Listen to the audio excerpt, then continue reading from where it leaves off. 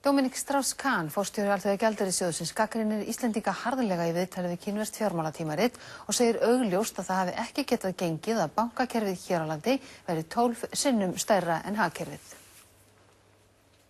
Þetta kemur fram í viðtali við forstjóra Alþjóðagjaldeyrissjóðsins í kínverska tímaritinu Caijing, sem eitt stærsta og virtasta tímarit sinnar tegundar í Kína.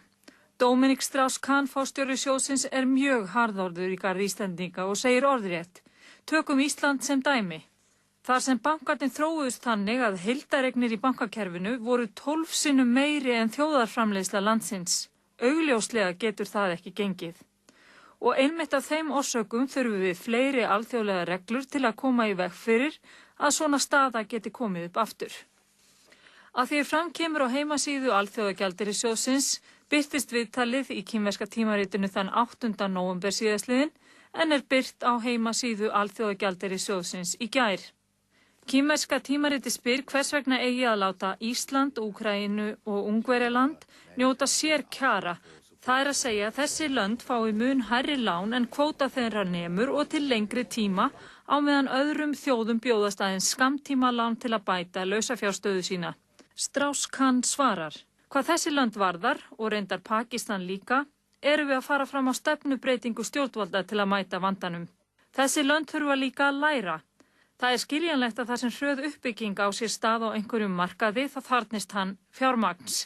En þau verði að setja sér mörk og viðmið sem séu hæfileg fyrir stærð þess hagkerfis sem þau eru í. Fjármálageirin geti ekki vaxið án takmarkana, segir forstjóri Alþjóðagjaldeyrissjóðsins. Og þau svör bárust frá Alþjóðagjaldeyrissjóðnum nú síðdegis að forstjórinn Dominic Strauss-Kahn gæti ekki veitt fréttastofunni viðtal vegna málsins sökum anna. Hvergi í heiminum hefur verð á hlutabréfum verið jafn ofmetið og á Íslandi. Þetta segir einn mesti sérfræðingur heimsins fjármálakreppur. Nýting íslenskra náttúruauðlinda sé lykillinn að því að þjóðin nái sér upp úr kreppunni.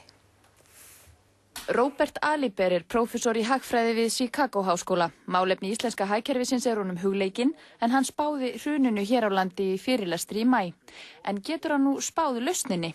Do you see how Iceland can work things out? How we can get the Icelandic economy on track again? Well, yes, but the Icelandic economy on track again will be very different from the Icelandic economy in the years 2002 to 2006 and 2007.